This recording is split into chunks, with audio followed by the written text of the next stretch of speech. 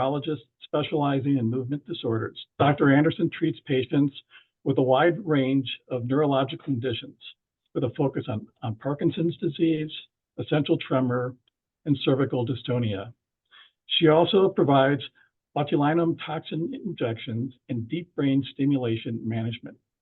Dr. Anderson joined Providence after completing her movement disorder fellowship at Oregon Health and Science University. We want to thank Dr. Anderson for taking time from her very busy clinic schedule to share her knowledge with us today. So welcome, Dr. Anderson, and I hand over the Zoom to you.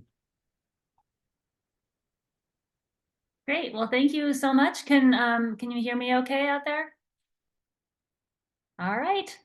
Well, thank you, Mike, and everybody else for tuning in. And today I will be sharing a presentation with you called Parkinson's Disease 101.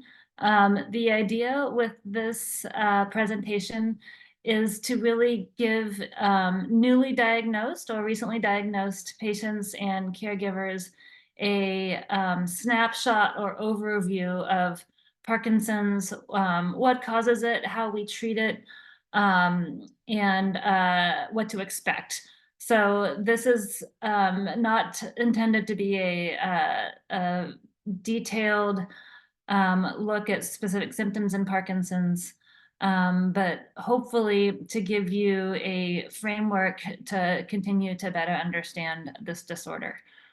So here is our our plan for today.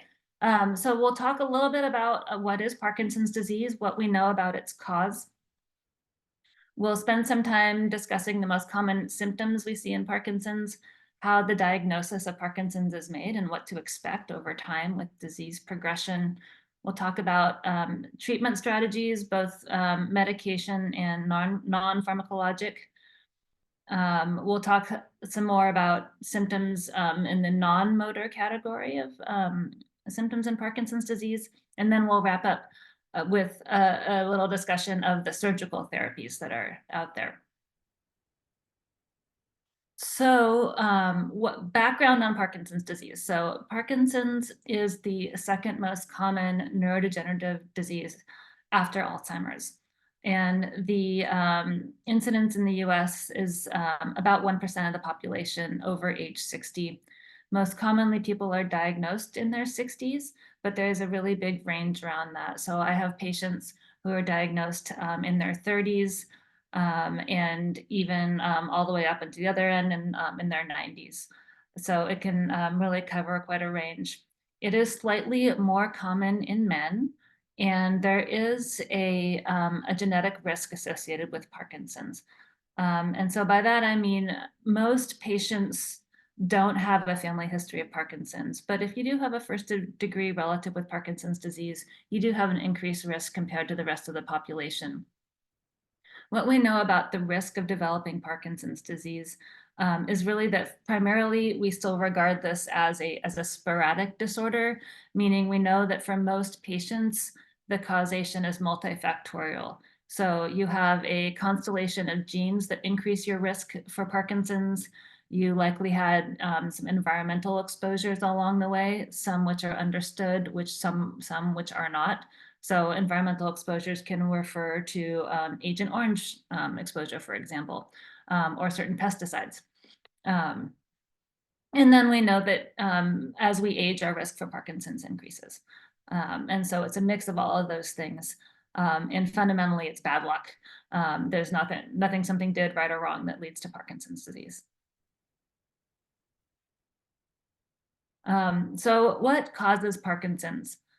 Fundamentally, Parkinson's is caused by a loss of dopamine in the brain. Dopamine is a neurotransmitter or a signaling molecule that is used, particularly in this disease, in the pathways and circuits in the brain that control movement. There are other neurotransmitters that are also affected, and that's relevant because some of the medications that we use to treat symptoms in Parkinson's are not dopaminergic, but really dopamine is the main player in Parkinson's disease. So alongside the loss of dopamine, the other process that's going on in Parkinson's is the accumulation of an abnormal protein called phosphorylated alpha-synuclein. So this abnormal protein accumulates in clusters inside the neurons, and those little clusters are called Lewy bodies. And those are seen in autopsy, for example, in patients who have Parkinson's disease. So over time, there's a loss of dopamine in the brain, and there's also an accumulation of this abnormal protein. And together, those things cause the symptoms of Parkinson's disease. I'll just note that there's a separate disorder that I'm sure most of you have heard about called dementia with Lewy bodies. And it's confusing because Lewy bodies occur in both of those disorders and a couple of others as well. However, that is a different disease than Parkinson's disease. So I think this is a helpful slide to share with people to kind of get a better handle on the trajectory of Parkinson's. So on the y-axis on the bottom is time, and the lines here reflect the symptoms of Parkinson's disease as they increase, the yellow and blue lines, and the amount of dopaminergic neurons, which basically translates to the amount of dopamine you have floating around, is the red line. So early in life, well before people are diagnosed with Parkinson's, we see that the dopamine levels start to diminish. So the neurons that produce dopamine in the brainstem are dying off, and less dopamine is being generated. But for a long time, that doesn't produce any symptoms. But then we see the yellow line represents non-motor symptoms that we'll be talking about today. That can include things like loss of sense of smell, constipation, depression. Those symptoms actually start years in some cases before the motor symptoms, such as tremor and stiffness and slowness, that's the yellow line, before those show up. And it's really when those symptoms show up that patients find their way to their doctor's office and eventually to a diagnosis of Parkinson's disease. But we know that the process actually started many years before that.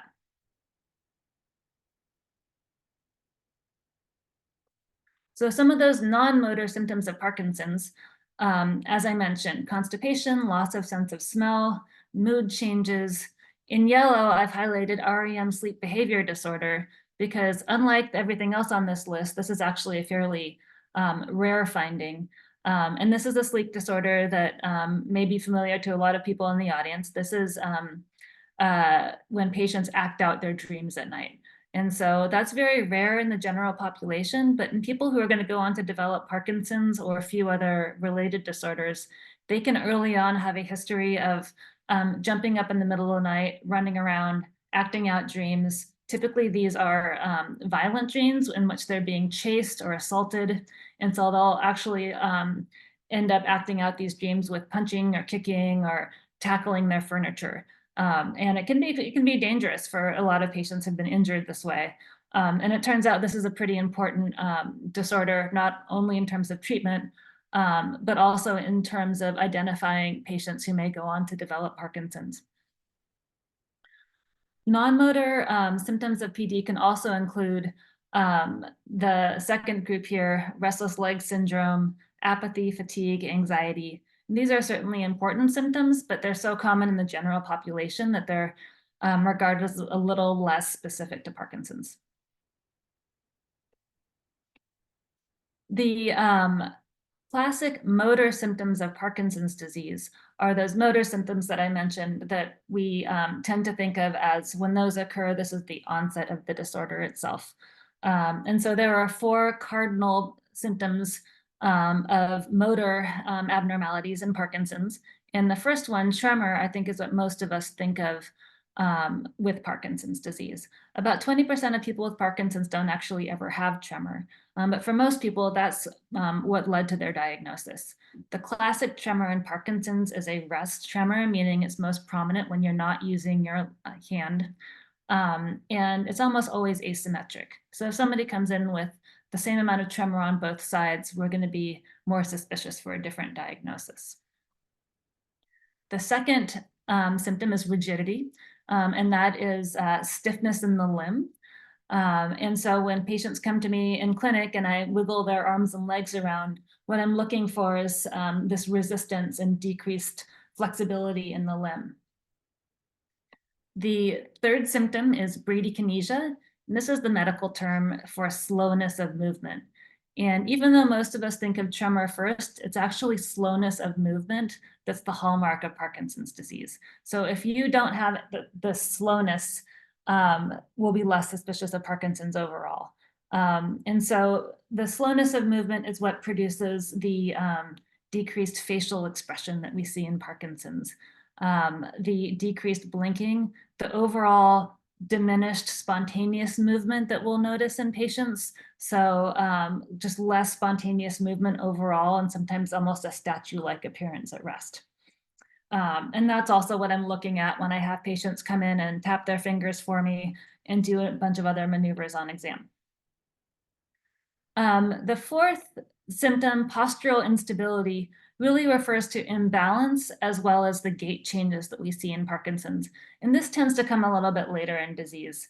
And this is what produces the stooped posture we see in Parkinson's, the shuffling, narrow-based walking, and over time, the freezing of gait. And that's when patients have difficulty initiating steps and their feet seem to be glued to the floor. And so that's all a category of gait symptoms that we tend to see most commonly a little bit later in disease. So just a note that this constellation of symptoms are called Parkinsonism. And that's important to note because while we see these four things in Parkinson's disease, Parkinsonism is a set of symptoms that we can see in other disorders as well. So certain medications can cause Parkinsonism, especially antipsychotics, or some medications that are used to treat nausea over time, like Reglan. We can also see Parkinsonism due to a stroke and a couple of other diseases. And so I think it's important just to note that because I've had a number of patients who've come to me and they've been told, I have Parkinsonism, do I have Parkinson's disease? This is confusing. And so Parkinson's disease causes Parkinsonism, but it's a set of symptoms that can be seen in some other stuff as well. So given all that, how do we make the diagnosis of Parkinson's disease? For most patients, the constellation of symptoms that we just talked about in the setting of the history that you tell us in clinic is enough to make us suspect that you have Parkinson's. And for most people, recommend a trial of medication. And as a rule of thumb, if somebody looks like they've got Parkinson's, and those symptoms respond to medication, specifically to levodopa, that confirms the diagnosis of Parkinson's disease. So that diagnostic process has been a little underwhelming to some of my patients who've expected a little more testing before I can make up my mind. And it's true that there are a number of patients where additional data is helpful, but for most patients, doing an exam, getting a history, and then starting treatment is both a diagnostic set of steps to take, and it's also therapeutic. You know, I want patients to feel better if they're suffering from their symptoms, and so starting medication can provide both improvement of symptoms, and it also can get us to a diagnosis. But these days, we have a couple of additional strategies to get more information if the diagnosis is in doubt or we've started medication and the symptoms don't respond. And the most commonly used test to get more information is called a DAT scan. So we'll talk about that in the next slide here. A DAT scan is a SPECT scan, which is a nuclear medicine scan. For the patient, it's a lot like going in a CT scanner. Except that this one involves using a radio-labeled ligand that binds to dopamine transporters. So if you have Parkinson's disease, you have less of your own dopamine floating around and you have fewer dopamine transporters in your brain. So you will have less binding if you have Parkinson's. This is also seen in a couple of other related disorders like Lewy body dementia and a few other rare Parkinson's type disorders like progressive supranuclear palsy or multisystem atrophy. But it's normal in people who have symptoms of Parkinson's, maybe due to certain medication exposures or due to stroke. So it's helpful to tease that out. Ultimately, if somebody has a positive DAT scan, there's still going to be clinical decision-making around whether we think that's due to Parkinson's or one of these less common diseases. So here's what the DAT scan looks like. So you see on the left, there's some bright comma shapes lighting up in the middle of the brain here. And this is a normal patient with a normal amount of dopamine. The scan on the right is a patient who doesn't have any Parkinson's symptoms yet, but they carry the most common genetic mutation related to Parkinson's disease called LRRK2. So this patient has a diminished amount of dopamine in their brain, but they're not at the point on that chart that I showed you a few slides ago where they've developed symptoms. But because of their family history and some other clues, they had a DAT scan and it showed that they have a diminished amount of dopamine around, and they're going to go on to develop Parkinson's symptoms. So this can be a very helpful scan to try to tease that out. And most commonly, I obtain DAT scans in patients who have been sent to me with the question of Parkinson's, but are also taking, for example, certain medications that can produce Parkinson's symptoms, like Abilify, which is a commonly used medication for severe depression, or an antipsychotic. And those patients, it's not a great idea to take them off those medications to see if they still have Parkinson's symptoms when they come off, especially because it can take up to a year for Parkinsonism to resolve off of the offending medication. So I use the scan in that setting. Another good example of when we might obtain one of these scans is with a very young patient. So maybe somebody in their 40s or 50s who has very mild symptoms. They don't really feel like the symptoms are bothersome enough to want to take medication, but they would really like to know whether or not they have Parkinson's disease, which will affect their career planning and financial decision making. And so that can be a really good reason to obtain a little more data with one of these scans as well. Another test that's more recently been developed that we've been using increasingly often in clinic is the SIN1 skin biopsy. So this is a skin biopsy that stains for that abnormal alpha-synuclein protein that we talked about a few slides ago. It turns out that this protein, in addition to appearing in the brain in people with Parkinson's, it can also be found in the peripheral nerves in the limbs. And so a skin biopsy at 3 sites can be obtained: the shoulder, thigh, and ankle. And we send those off to the lab, and a few weeks later get a result identifying if that abnormal protein has appeared in the peripheral nerves. And so this is a procedure we do in clinic. So patients come to see us in clinic, and I get these 3 skin biopsies and send them off. And this is a helpful alternative to the DAT scan. One common indication for me to order the skin biopsies lately has been that there are a couple of medications that interact with the DAT scan. And so even if I have patients come off of those medications, I can still get a kind of confusing result back from the DAT scan that's non-diagnostic or equivocal. And so rather than having patients stop that medication, come in for the DAT scan, and potentially still have a confusing or equivocal result, we'll do the skin biopsy instead, and they can stay on the medication and we don't have to worry about it. Most commonly, the medication that we see that with is a antidepressant called bupropion or Wellbutrin, and a lot of patients take that. And I've had enough patients who have had confusing DAT scans as a result that I favor using the skin biopsy instead.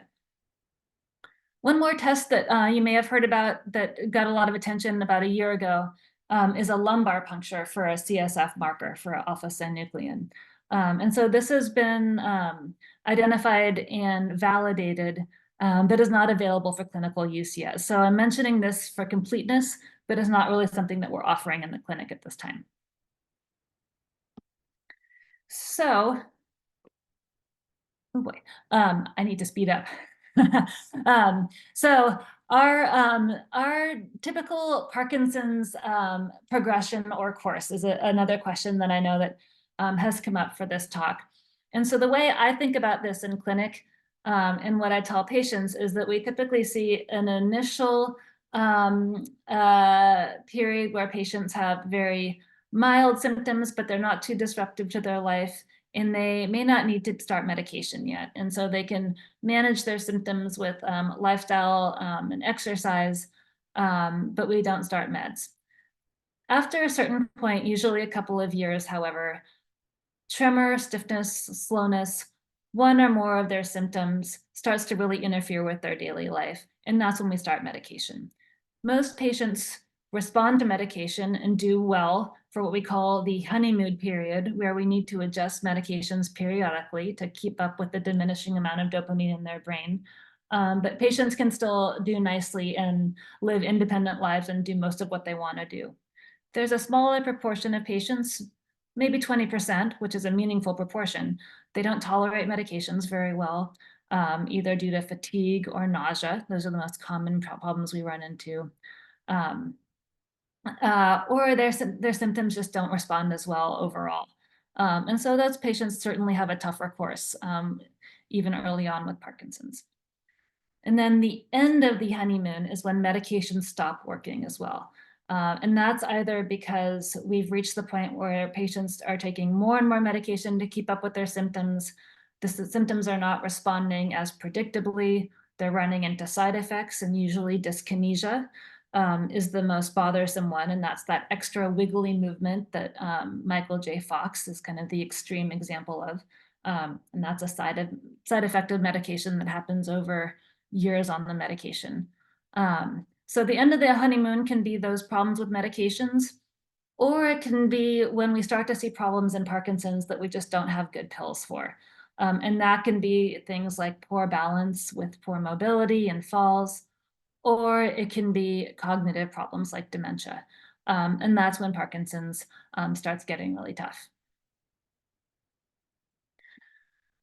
I'll mention this staging system that's used in research protocols and that you'll hear about. I don't tend to refer much to the Hoehn-Yahr Parkinson staging a great deal clinically, because this doesn't capture some of the issues that I think really affect how well people are doing with Parkinson's, and that's the non-motor stuff. So mood issues like anxiety and depression, difficulty with speech, problems with memory or hallucinations really aren't reflected in these stages, which really just talk about the motor symptoms. But it's nice to know that this exists, and people do periodically ask, what stage am I at? And really the stages go from stage 1, which is just symptoms on one side of the body, stage 2, symptoms on both sides of the body, stage 3, symptoms on both sides of the body, but more difficulty with balance and mobility. Stage 4 is significant difficulty with mobility and requiring a walker or an assisted device, but still independent. Stage 5 is the most advanced stage, where patients are either bedridden or fully dependent on a caregiver for daily activities. So as I said, early Parkinson's, people tend to have relatively mild symptoms, but enough to get them into their doctor's office, into a diagnosis, hopefully without much impact on their daily activities or lifestyle. We start to think about starting medications in early Parkinson's, really if the symptoms start to intrude on you doing what you want to do on a daily basis. We focus a lot on exercise and lifestyle at this stage in Parkinson's. We know that early on, adopting an exercise program that combines both balance and cardiovascular exercise is going to really impact how well patients do with advancing disease. So there are a number of balance programs here in Oregon. And PRO has been really active in terms of outreach and helping people connect with these. And so all of these types of exercise I've listed here have some kind of data that shows that they're helpful for Parkinson's disease, specifically in helping patients' brains to develop adaptive strategies and firing new pathways to maintain their balance and to help their mobility as that gets more impaired over time with progression of Parkinson's. So balance is one component. Cardiovascular fitness is the other component. And so my feeling is whatever cardiovascular exercise that gets your heart rate up that you will enjoy is what I recommend. And that's going to be different for different people. I will mention that there is some evidence here for a high intensity cardiovascular program, potentially to have disease modifying impacts on Parkinson's, meaning right now in Parkinson's disease, we don't have any medications that we can say will slow down or stop Parkinson's. There is some evidence to suggest that a very high intensity exercise program might have that effect on Parkinson's. And that was shown in the SPARKS-2 trial that I'm citing right here. And the SPARKS-3 is the next phase clinical trial that's ongoing right now to try to validate that. And that's one of the sites for that currently is up at OHSU. And so we're all kind of interested to see if they can replicate that potential benefit of slowing disease progression in people who do really high intensity exercise. Of course, 80% of your max heart rate is not something that people can do on, not everybody can do that on a regular basis. But it'd be very interesting to see if they can prove this benefit in exactly what the mechanism is underneath that to try to extend it to everybody.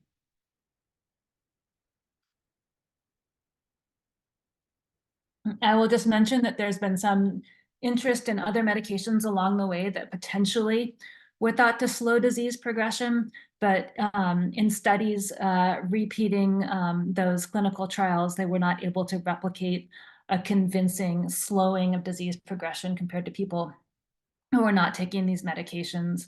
And similarly, there's been a number of clinical trials with various supplements, with various amino acids and vitamins that make a lot of sense from a scientific standpoint as to why they might slow down Parkinson's or treat Parkinson's symptoms. But at this time, we just don't have enough data to say that they clearly have an impact, even though they might make a lot of sense on a scientific basis.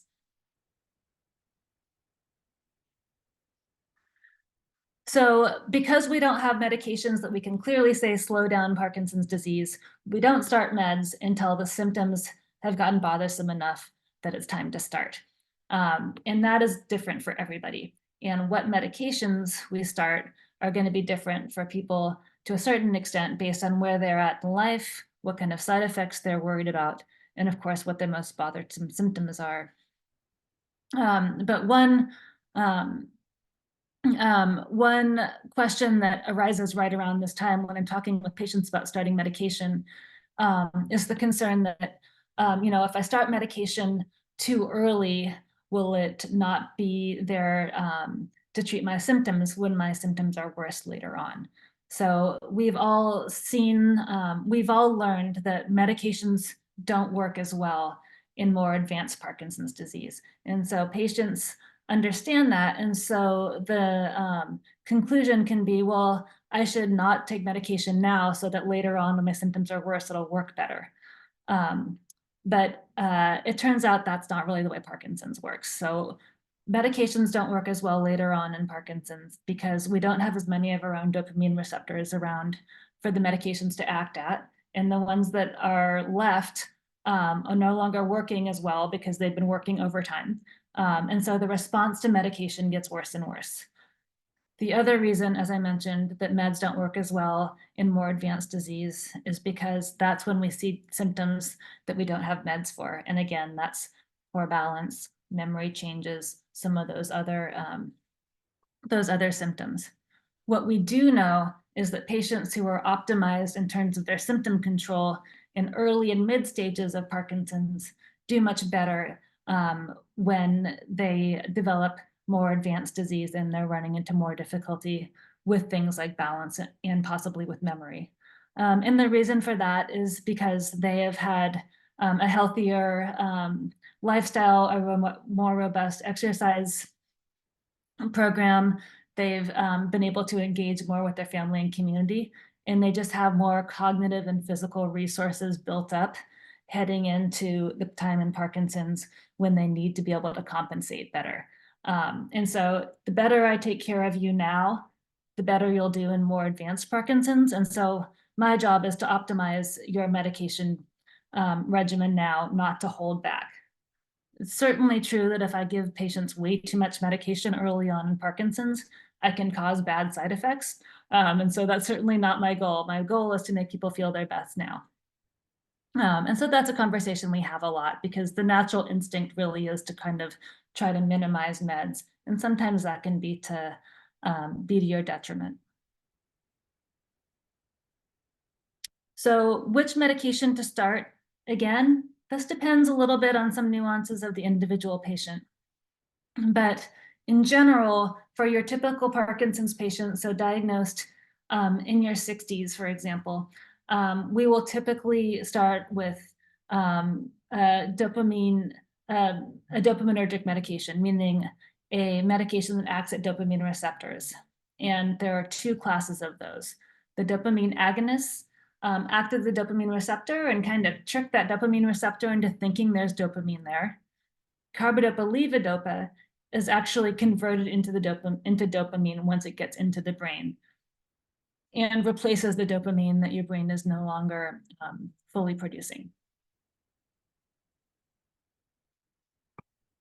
So for patients who are in the young onset category, younger than 50 years old, sometimes we'll go with non-dopaminergic medications, which I'm not going to go into great detail on here because that really depends on which symptoms we're talking about.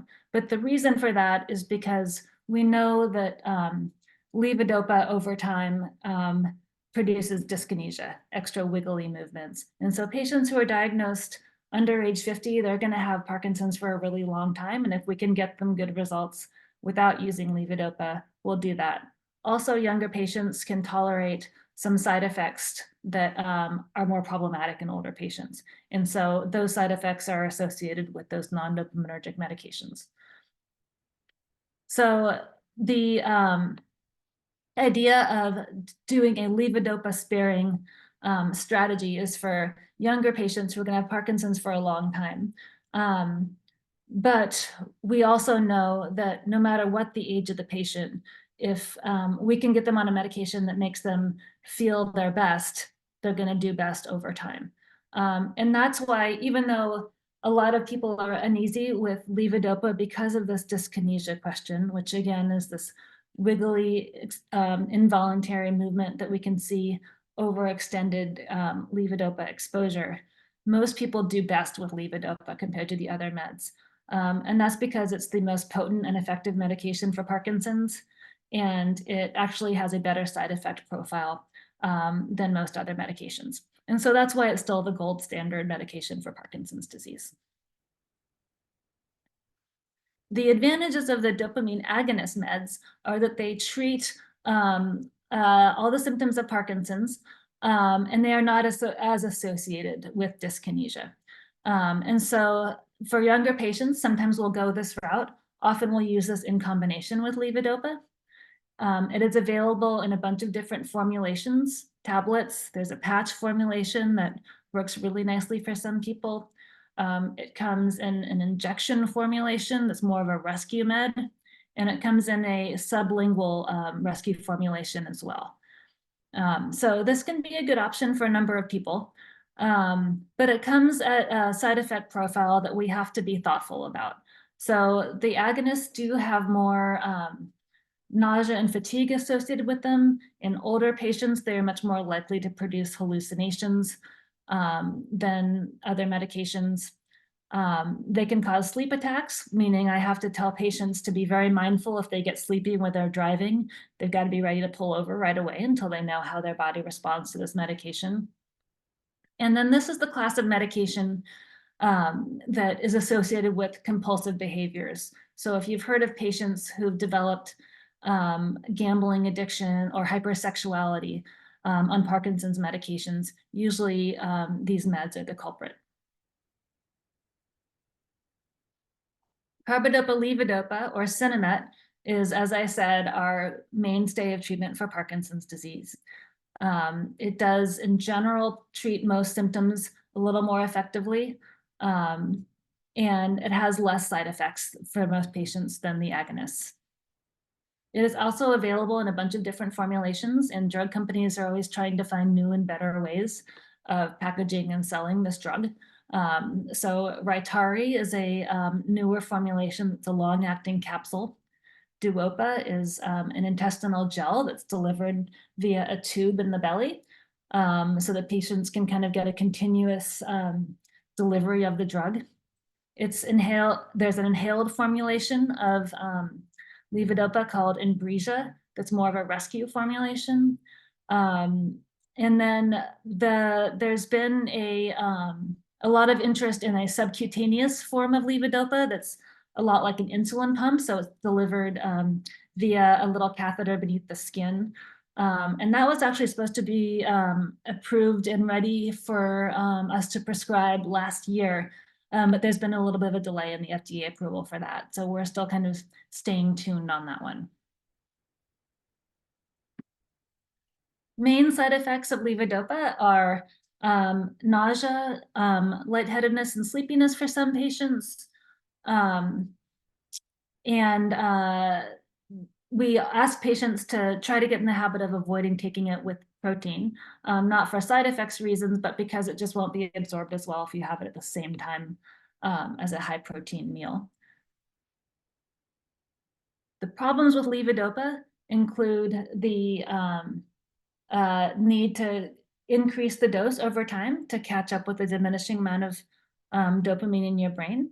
And so over time, this means patients tend to need to take more of it and take it more often, or else the benefits wear off and their Parkinson's symptoms come back.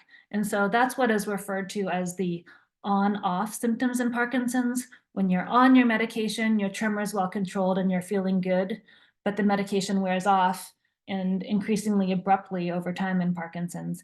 And then you're left feeling stiffer, slower, your tremor comes back, and people can end up cycling through the day with these on-off fluctuations as the medication doesn't last as long. So levodopa over time, we have to take more of it and take it more often. We can run into side effects like hallucinations. Hallucinations can be a part of Parkinson's disease for patients, but the medications can make them worse. It can worsen low blood pressure and lightheadedness. And then the dyskinesia, which is the extra wiggly movement that goes along with levodopa therapy. The average incidence of dyskinesia for patients is a risk of about 10% per year, meaning every year you're on the medication, you have a 10% greater chance of developing dyskinesia. Usually, initially, this is kind of a mild wiggly movement, but it can become, over time, intrusive and very severe and bothersome. And it can become really a limiting side effect in our ability to use this medication. And so when that happens, we have a couple of options. We can decrease levodopa, sometimes take less of it, but more often. We can try a switch to Rytary, which is that newer formulation I mentioned, which lasts a little bit longer. And in the clinical trials of Rytary, we saw that people tend to have more on time, but with less dyskinesia because it's more of a steady state of the drug. And it's really the peak doses of the levodopa when it kicks in that drive the dyskinesia. We can add a medication called amantadine, which treats dyskinesia. And in some cases, that's when we really start thinking about deep brain stimulation for patients, because DBS can be a very helpful strategy for managing dyskinesia. And of course, that's brain surgery. So that's a big decision point for us when we get to that. A few other drugs that I'm going to mention, but in the interest of time, very briefly. Trihexyphenidyl is a non-dopaminergic drug that we use to treat some of the symptoms, especially in younger patients.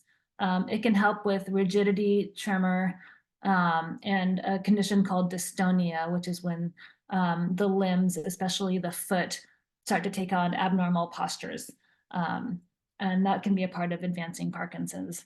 This is a tougher drug to prescribe in older patients because in addition to dry mouth and urinary retention, it can cause a lot of brain fog, and that tends to be worse as we age.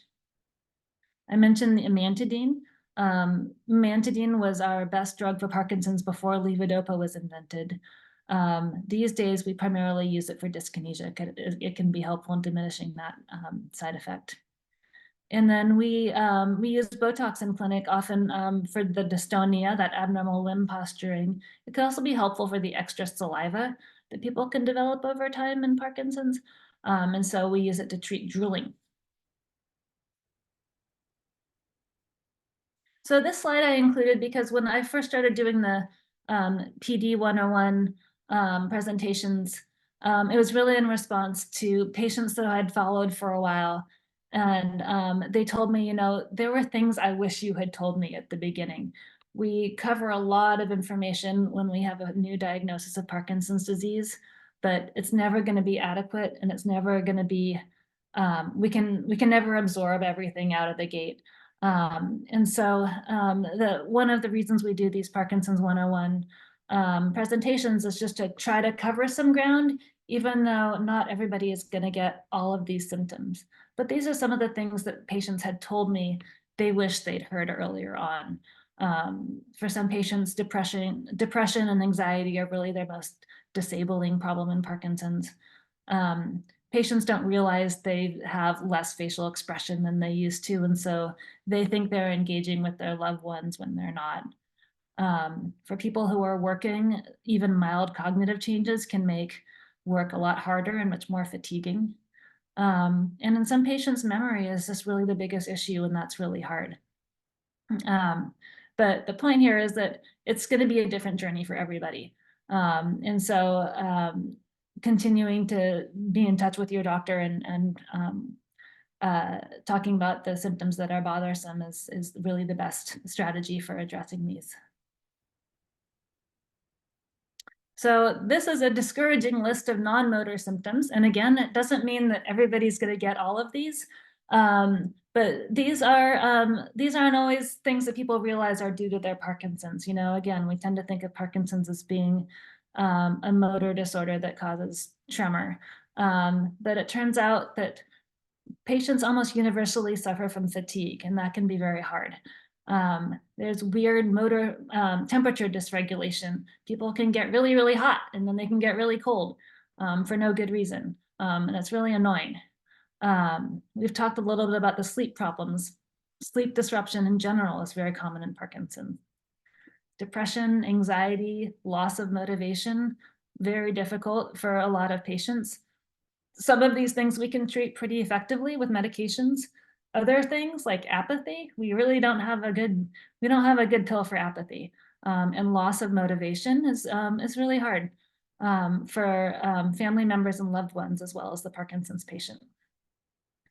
Constipation is pretty much universal in Parkinson's. And unfortunately, the Parkinson's drugs make it worse. And so at least some sort of dietary modification tends to be necessary, and that can be something as simple as prune juice and other dietary strategies for constipation. A lot of patients find that they just do best on a regular over-the-counter treatment like Miralax, and that's just fine. That's something you can do on a daily basis and can be really helpful. Over time in Parkinson's, we see more difficulty with blood pressure dysregulation, meaning blood pressure gets more labile. The highs get higher, the lows get lower, and those low blood pressures can produce lightheadedness. So over time, we tend to peel off blood pressure medications in patients who were on them previously to avoid getting lightheaded and potentially falling. And then I mentioned that drooling and extra saliva can become a bothersome problem in advancing Parkinson's. We spend a fair amount of time talking about speech and swallow in clinic because we know that these are problems that tend to worsen over time.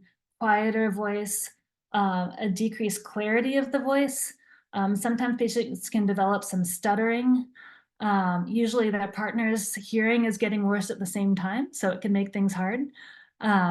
There's also a cognitive component to the speech changes in Parkinson's. More difficulty just kind of pulling that word out of the brain, more hesitancy in speaking.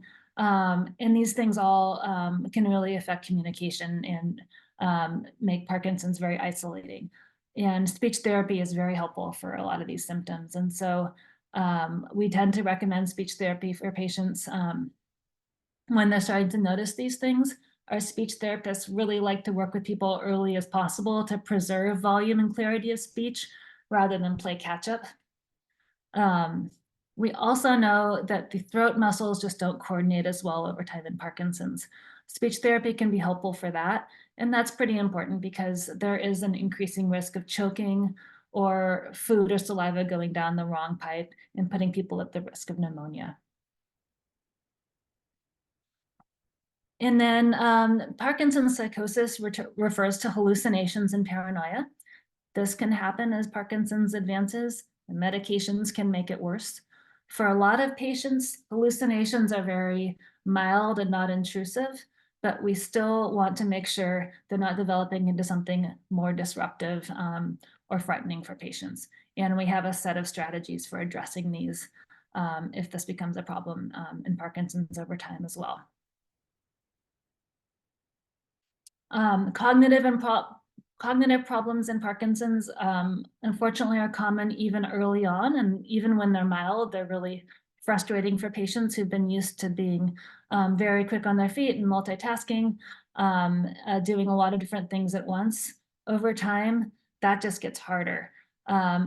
Decision-making gets more difficult. Finding words becomes more difficult. Some patients will develop Parkinson's disease dementia. People who are most at risk of this are usually patients who have more prominent anxiety and depression early in Parkinson's, and patients who have earlier onset of issues with hallucinations. Those are risk factors associated with Parkinson's disease dementia over time. Parkinson's disease dementia looks a little different from Alzheimer's dementia. Patients have more mood changes. They don't have as much difficulty with loss of language skills, but they do have more difficulty with judgment and decision making. So it's a slightly different flavor of memory loss than what we see in Alzheimer's. So how we tackle Parkinson's, just to kind of summarize, we've talked about a whole kind of handful of different types of problems that we see and how they worsen over time in Parkinson's. And we have a handful of strategies for addressing these. And that means for most patients over time, staying in touch with their neurologist. And often your neurologist will be working closely with primary care because there's some overlap with a lot of these problems and a handful of ones that we haven't even talked about. Here at Providence and also at OHSU and at Legacy, in collaboration with PRO, we have some interdisciplinary clinics where you can meet with your neurologist, but also with speech and physical therapy and occupational therapy and a social worker to try to get a comprehensive plan of care together. And that's really the ideal. That it would be great if we could do this every visit with every patient. Healthcare resources don't allow for that, but that's really the goal, and to approximate comprehensive care whenever we can.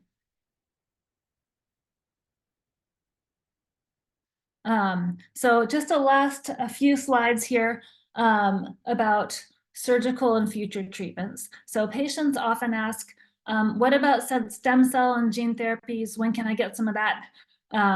Unfortunately, they are not ready for prime time yet. There have been some very encouraging clinical trials with both stem cells and gene therapies. We're just not at the point where we can say these are going to be effective or which patients they are going to benefit and which aren't. Immunotherapy has also been a really promising and encouraging area, using antibodies to target the abnormal protein in the brain in Parkinson's and to potentially arrest disease progression or potentially even clean out that abnormal protein from the brain and reverse some of the changes of Parkinson's. So those are in clinical trials. They're also just not there yet, but certainly an exciting and promising potential area of therapy. In terms of surgical therapies for Parkinson's, deep brain stimulation and focused ultrasound are both really excellent options for the right patient. And so a few slides on both of those. So deep brain stimulation is a neurosurgical treatment for Parkinson's disease. It's also used for essential tremor and a couple of other disorders. It's been around for 30 years now, so it's a well-established treatment for Parkinson's.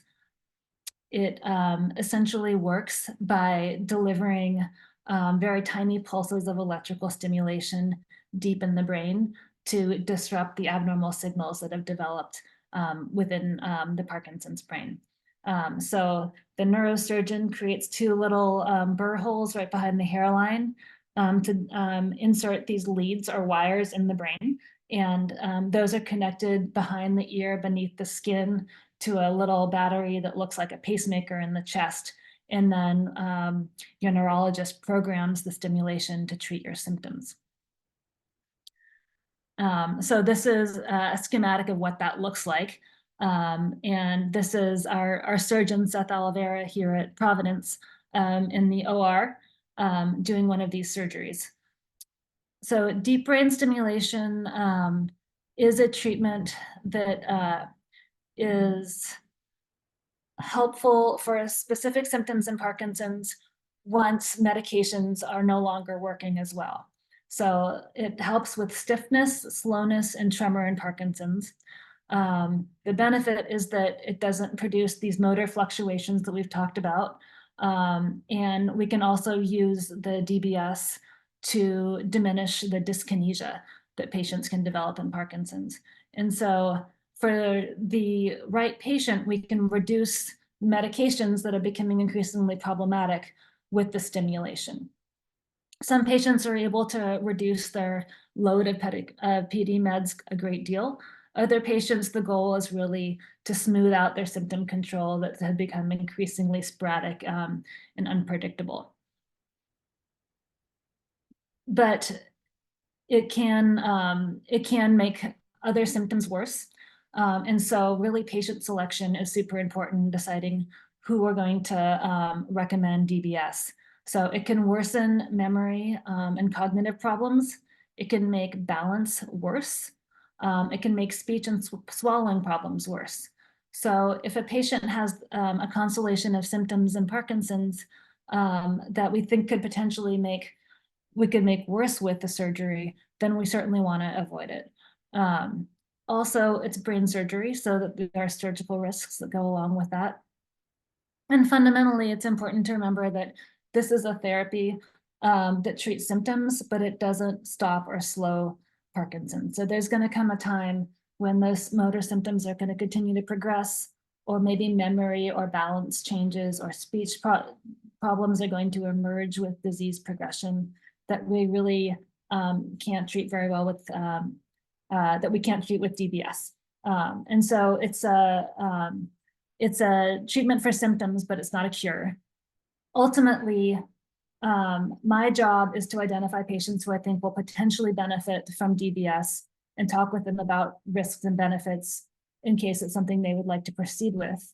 We do patient screenings to make sure patients are likely to benefit rather than be made worse. And ultimately, the decision to whether or not to go to brain surgery, to DBS for Parkinson's, is whether or not I feel that I can offer you better symptom control with the surgery over the next, say, 4 or 5 years than if I continue medication management alone. So if I don't think I can continue to tweak your meds and make you feel better, and I think your symptoms will respond to DBS, then my job is to make sure you're aware of that as an option.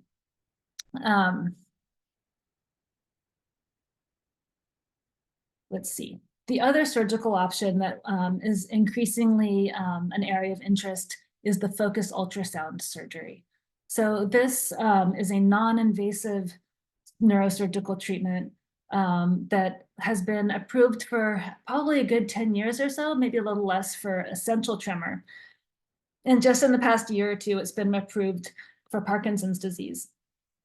So the focus ultrasound surgery uses high frequency ultrasound waves to create a little scar or a lesion in the brain. So it is a non-invasive neurosurgical technique.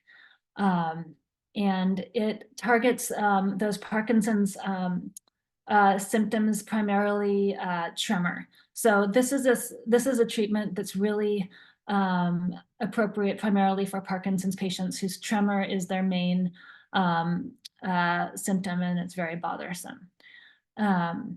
Because it's a newer treatment in Parkinson's, it's harder to say how long the benefit's going to last. Unlike DBS, it is not programmable, meaning after DBS surgery, you come to me or my team, and we program the stimulation for optimal benefit. With focused ultrasound, it's more of a one-shot deal, and you get the benefit you get, but the advantage is that it's much less invasive. And that's very appealing for a lot of patients. It is available here at OHSU. It's also available within Providence at our sister hospital, Swedish, up in Seattle. The patients that I have sent for this procedure have mostly been patients who have both Parkinson's and essential tremor. So even though it's approved for Parkinson's disease, it's usually the patients who also have essential tremor that are just making them super duper shaky that I think are best for this. People who have Parkinson's, we can treat the tremor with this lesion, but they're still going to have the other Parkinson's symptoms. And so if there's somebody who's interested in surgery, I would rather them have a treatment where I feel like I can target their other symptoms as well. But really, it comes down to the individual patient and their comfort level and how much their tremor is driving them nuts. So in summary, we've talked about a lot of different things here. The take home I would like you guys to have from this is that Parkinson's is very different from one patient to the next. We've talked about a whole bunch of symptoms here, and not all of them are going to affect each patient, but I think it's helpful to know what we can see in clinic in Parkinson's and what you can talk to your neurologist about and hopefully address if you're developing these problems. We have a lot of therapies and treatments available to help people with Parkinson's. And ultimately, my job as your neurologist is to make you feel the best you can and optimize your quality of life with this disorder. And hopefully you've heard some things that are encouraging here, as well as some stuff that I know is hard to acknowledge in Parkinson's. And with that, I think we are ready for our Q&A time. Perfect. Thank you so much, Dr. Anderson, for that great overview and in-depth look with Parkinson's. I'll start with some of the questions that were submitted during the talk, and then we can also touch on some of the ones that people had sent us when they were registering. One that came in was about vitamin B1. And so it's curious as far as what you can tell about vitamin B1 therapy, and referenced a book by Daphne Bryan, book that's Parkinson's and B1 therapies, indicating there are multiple testimonies of Parkinson's patients, dramatic improvement with vitamin B1. So just curious and your thoughts on that. Yeah, I think I've gotten a lot of questions about that the past year or so. So as far as we know, in terms of again, hard data, treatment with thiamine versus placebo, we really can't say that there is a meaningful enough benefit to recommend that as your doctor. I think that we can also say that some people clearly have felt better taking that supplement. It's not harmful. It's another good example of something where there is a good scientific basis for it, but we're a long way from being able to say that that scientific argument translates into meaningful improvement and a kind of clinical comparison to placebo level. So when patients ask me about thiamine, I say, it's fine to take it. It's not harmful, but it's not something that I can kind of endorse or recommend without that kind of clinical trial evidence. Terrific. Another one, also kind of looking at some of the alternative therapies out there, is thoughts on the use of CBD and THC with Parkinson's, and also somebody asked about things like peyote and mescaline and psilocybin. Yeah, also a lot of interest in that. So there's been enough data or studies, I think, done on CBD in Parkinson's that they're done with so many different doses and ways of delivery and outcomes in terms of what Parkinson's symptoms they're looking at, that we can say it's helpful for a lot of people. Can I give you like a dose and a prescription for it and say it's going to help for sure? I can't. But I can tell you that the Parkinson symptoms that seem to be most responsive to CBD are tremor and poor sleep. In patients who have pain syndromes, as well as Parkinson's, CBD clearly is pretty helpful. So when I tell patients, I think it's fine to give it a try. It may be helpful for you. I would avoid formulations that contain a lot of THC because that increases your risk of hallucinations. And I've certainly had a couple of patients have bad experiences that way. The other drugs that you mentioned, I don't have much experience with those, and we just don't have much evidence for them. So those are harder to kind of say how that's going to fit into Parkinson's therapy in the future. Yeah. Very good. A couple of questions specifically about levodopa. One was, can levodopa be increased as Parkinson's symptoms develop in the more mature stages of the disease? And also somebody asked, and may kind of go with this, is what do you do when Sinemet doesn't work, handling tremors and major constipation issues? So those are big questions. We can certainly increase levodopa up to the point where it's either no longer helping or causing side effects. And constipation can be one of those side effects. But there's no kind of maximum toxic dose of levodopa where we have to do a hard stop. So if levodopa is no longer helping with tremor, for example, or we've reached the point where we can't increase the dose anymore, then depending on your symptoms, you would potentially be a very good candidate for either this focused ultrasound or DBS surgical treatment. In terms of other medications for tremor and Parkinson's, generally, if somebody's already on levodopa, I don't add in something like trihexyphenidyl, which is another medication I mentioned earlier, but it's a consideration. So it kind of depends on the other constellation of symptoms you have and whether or not you'd be a good surgical candidate. In terms of constipation, I have a handful of interventions, the tricks up my sleeve for treating constipation. After that point, if it's still a real problem for patients, that's when I call for backup from my primary care colleagues, and sometimes even GI to try to address that. I know it can be really tough for some patients. So a couple along the lines as far as some of the mental health sides of it is a question about counseling and psychological care.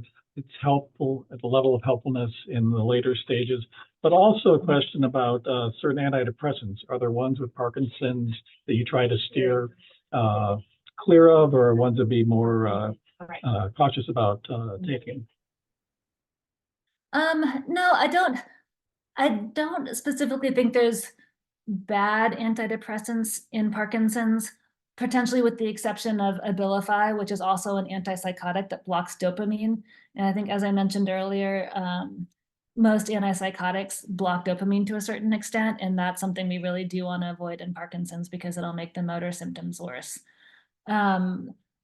Patients, I typically will start with sertraline or Lexapro in Parkinson's as antidepressants, because in general, I've had patients do nicely on them, but also because if they're not helpful, they don't tend to have withdrawal syndromes. They're not medications that are difficult to stop.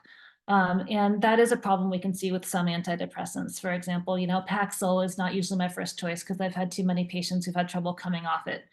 So it's those considerations more than Parkinson's as a disease itself that lends itself more to one antidepressant or another.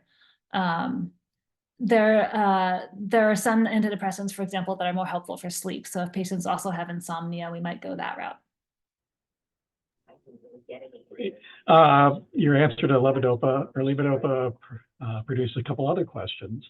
Is there a top limit of levodopa, and can levodopa cause heart rate to drop, and is it a worry? I've had a very few patients who have had palpitations with levodopa, and with super high doses, we do monitor an EKG. But in general, I would have to say we don't tend to run into a maximum dose. It's more that we reach a point where more isn't helping. There are some insurance companies out there who tell me I have maxed out the allowable amount of Parkinson's medication at like 8 pills per day. And I'm sure there's people in the crowd right now who are taking more than that. That's not a particularly massive dose. It's just that some insurance companies don't want to pay for more pills per month. So I think the best answer to you is that there really isn't a max dose of levodopa so much as there comes a point where more doesn't help. But certainly if you've been concerned about palpitations or heart rate changes with your medications, it's possible, and definitely would follow that up with your doctor. It's rare, but possible. Great. Another one came in asking about any insights into a little bit more into the terminal phases for Parkinson's disease as far as hospice and palliative care and care value. Yeah.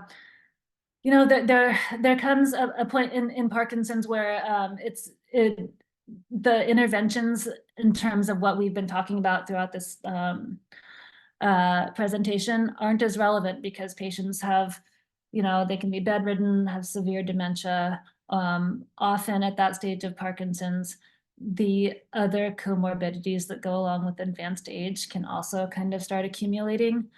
I've had very few patients who have become hospice candidates because of their Parkinson's alone, meaning patients often ask me, is Parkinson's going to kill me? And it's not the disease itself that tends to lead to end of life, but what does happen is that Parkinson's can set you up for end of life complications. And that can be things like a bad fall or a bad pneumonia that sets off a cascade of events that can lead to end of life and to hospice. I also have had over the years, patients who wound up on hospice because of a combination of Parkinson's and their heart disease or cancer or other diagnosis. And hospice has been a really wonderful and helpful intervention for those patients and their families. So it's something that we do end up talking about quite a bit, and I'll recommend it in patients who it's appropriate for. But I think if the question is it going to be Parkinson's alone that gets me to that point, usually it's a mix of other things as well. And that's, part of aging. Another question that came in, I think you sort of touched on about the uniqueness of Parkinson's, but there was a question that was submitted that says, how variable is the course of the disease? It is really variable. So that's one of the many kind of weirdo things about Parkinson's. It causes different sets of symptoms for different patients. And in some patients, it can be very slowly progressive, and in other patients, the symptoms get worse much more rapidly. And so, I have patients who've had Parkinson's for 20 years and who are still fully independent and doing great. I've had other patients who've had kind of the opposite experience. And what flavor of Parkinson's you get is very hard to predict, and we don't know why this happens. One thing I can tell patients is that people tend to progress at the same rate with their Parkinson's. Meaning if you start out in the slow boat, you tend to stay in the slow boat.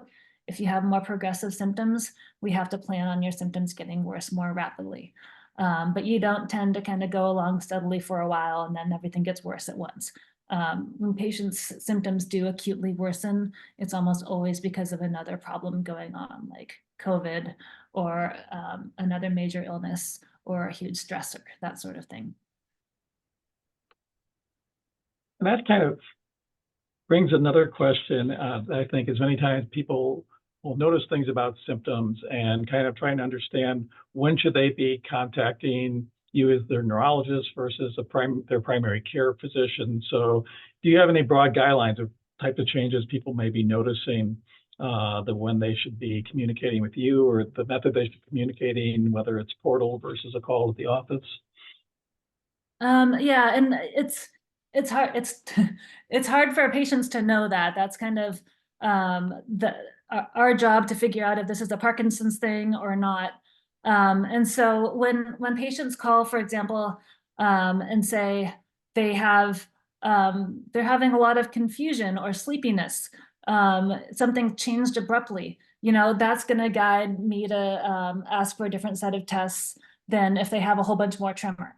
It kind of depends on what's going on, but any kind of acute change, I would say you should contact both of us. I respond to patients via my chart or calling the clinic.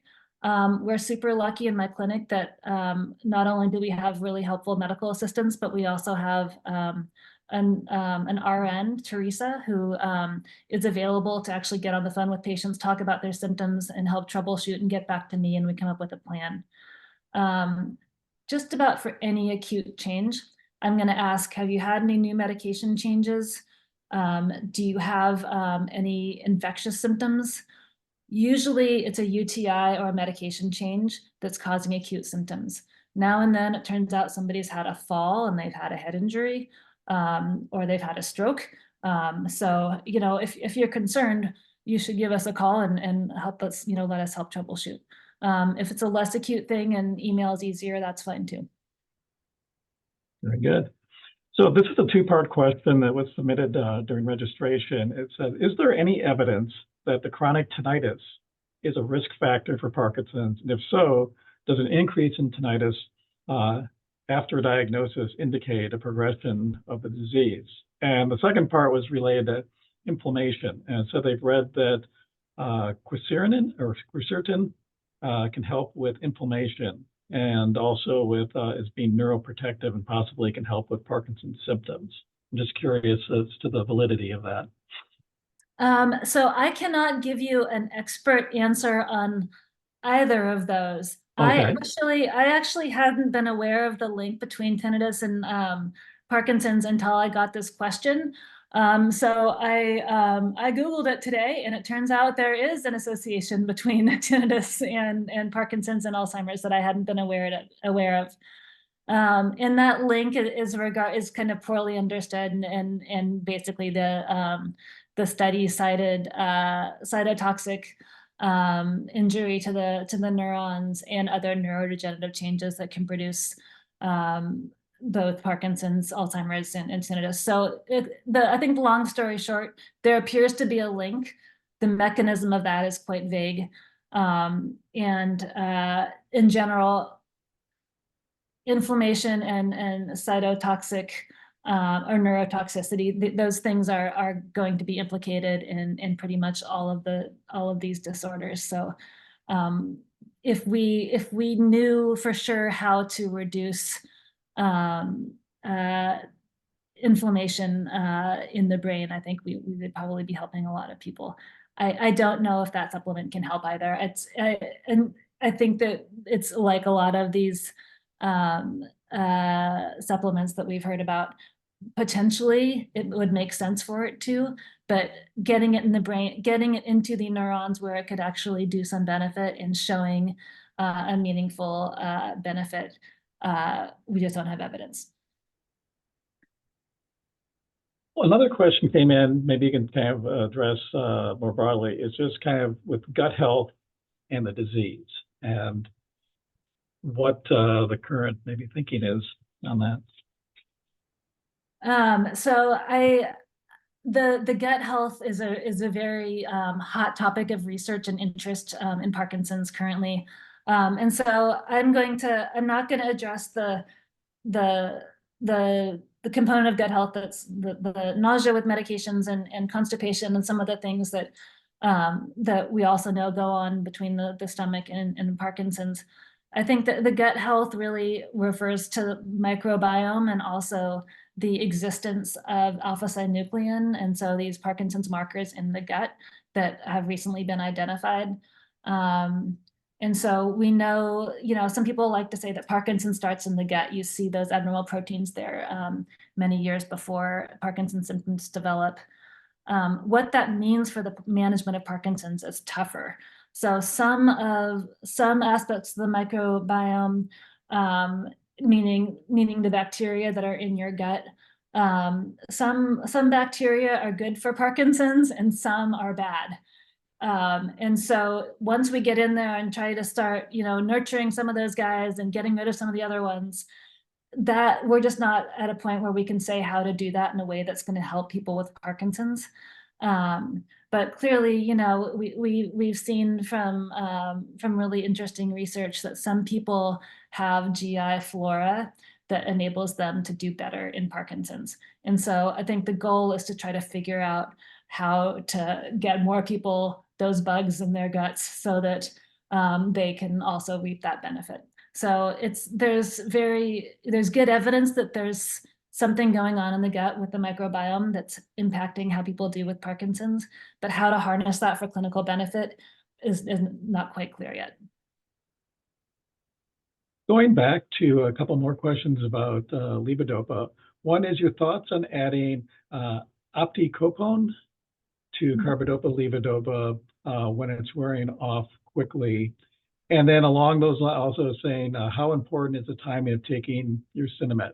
If you miss a dose, or is it possible to take an additional tab, particularly bad times? So to answer the second question first, if you miss a dose of your medication, it's better just to go ahead and take it rather than waiting until your next dose is due. So if you're supposed to take your meds every 4 hours and hour 5 or 6 rolls around, go ahead and take it then rather than waiting until the next time you're due, and just try to avoid doubling down. So wait another 4 hours for the next dose. It's really hard to stay on schedule for folks who are taking medications 3, 4, 5 times a day. And so it's inevitable that you're going to be late on your meds sometimes, and you just kind of want to do the best you can. Your brain's going to be healthier when if it gets its levodopa, but more or less the same schedule every day. But you don't have to be 100% rigorous with it. I recommend taking an extra tab of levodopa for patients who really notice that their medications seem to wear out on them after exercise or after exertion, or if they're going out that evening and they're going to be up later. The more active you are and the more you exert, you're going to metabolize your meds faster. And so in those specific settings, it makes a lot of sense to take an extra dose of the medication, or an extra tab, I should say. What we don't want you to do is to take it on an as needed basis. And so popping another Sinemet when you have more tremor, that will, in the long run, that will actually increase your risk of motor fluctuations and dyskinesia. And it also can potentially put you at risk for some psychiatric side effects of Sinemet. So taking it in a scheduled manner is the goal. Taking a little bit more on occasions when you know you're going to need it, like when you're going to your boxing class, is very reasonable. Taking it on an as needed basis every time you feel like you have more tremor is not going to be helpful long term. And then the question about the opicapone, that's a long-acting formulation of a drug that's been around for a while called entacapone. And that's a drug that slows down the metabolism of levodopa. So it works by making the medication, the levodopa cinemet, stick around a little bit longer. The downside of that medication is that it can also make the side effects stick around longer. So I have some patients who it's been helpful for, but generally it's not my first choice for treating motor fluctuations. Opicapone has been helpful, that longer acting formulation for some of my patients. But since it's newer and more costly, I haven't had a lot of patients been able to take it. So it's a reasonable thing to trial, but I think it has potential problems, so it's not necessarily a game changer. I think another question kind of with medications, and I think you touched on this when we were talking about the different options as far as delivery, but there's a medication options when swallowing whole meds becomes an issue. Yeah. So there is a dissolving formulation of cinemet of levodopa called Parcopa. So that is one option for patients who are having more difficulty swallowing. Also, crushing the medication in applesauce or yogurt is an option for some patients. In general, if you're getting to the point where you're really not able to swallow, we're looking at some challenges in general and getting other medications into you as well. So shifting to dissolving treatments is one option. But I would also, the first thing I would want to do is have those patients have a swallow evaluation, meet with a speech therapist, and make sure we're not missing something that we should be treating or helping with. Another question was about alcohol use and anything to be considering as far as with medication timing or with Parkinson's in general with alcohol. The recommendations around alcohol from a Parkinson's standpoint are basically what your primary care doctor would tell you in terms of daily recommendation, which is basically one drink per day for women and 2 drinks for men from a health standpoint. And so that's what I tell patients, that there's nothing specifically harmful about alcohol in Parkinson's. But I do see that my patients over time find that they're just much more sensitive to alcohol than they used to be. So it used to be a beer with dinner was great, but now a beer really wipes them out and makes them feel very sleepy or unsteady. So I think being mindful that you might be increasingly sensitive to alcohol over time is good to know. Another one that I think would be kind of interesting and touch on is somebody asked, what does the on state feel like? Well, the on state depends on your Parkinson's symptoms. So basically what the on state refers to is improvement in your symptoms. So if you have a lot of stiffness and slowness, if you feel very heavy and fatigued as a result of your Parkinson's, and when you take your medication, you feel lighter, you're able to move better, or your tremor goes away, that's when you're on. When the medication wears off, the Parkinson's symptoms come back. So it kind of depends on what your symptoms are that's bugging you, and how good you feel with the medication. But the goal is to have your symptoms as well treated for as much of the day as we can. But hopefully the on state means for most people improvement in their stiffness, slowness, and tremor. Another question was about early dementia with Parkinson's. If you can touch more on sharing any warning signs or things to be observing or looking for that might be an indicator of that. Yeah, so the dementia in Parkinson's, it's tricky because I think I mentioned that people with Parkinson's almost universally have cognitive changes early on. So difficulty with decision making, multitasking, word finding, those things don't necessarily signal dementia, but they can progress to that. The changes that we see specifically in Parkinson's disease dementia are more trouble with hallucinations, and paranoia.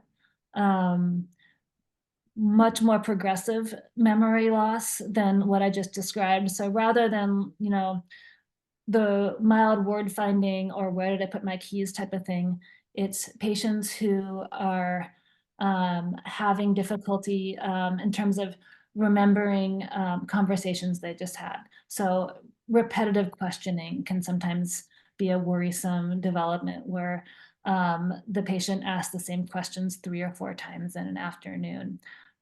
Those are things that kind of get my attention and make me a little more worried when the patient or family is reporting that.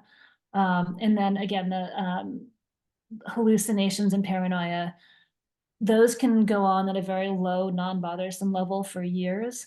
But with patients who have more of that earlier on, then it seems to be escalating. That's also worrisome for a clinical picture that's more likely to progress to frank dementia.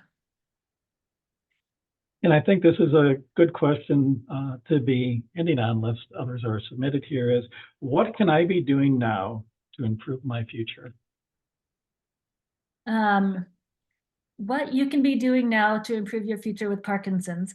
I think the most important things patients can do is, to the extent they're able to engage in a regular exercise program focusing on balance, will help them down the road with Parkinson's, and will help you maintain your mobility and your activity level as things get harder.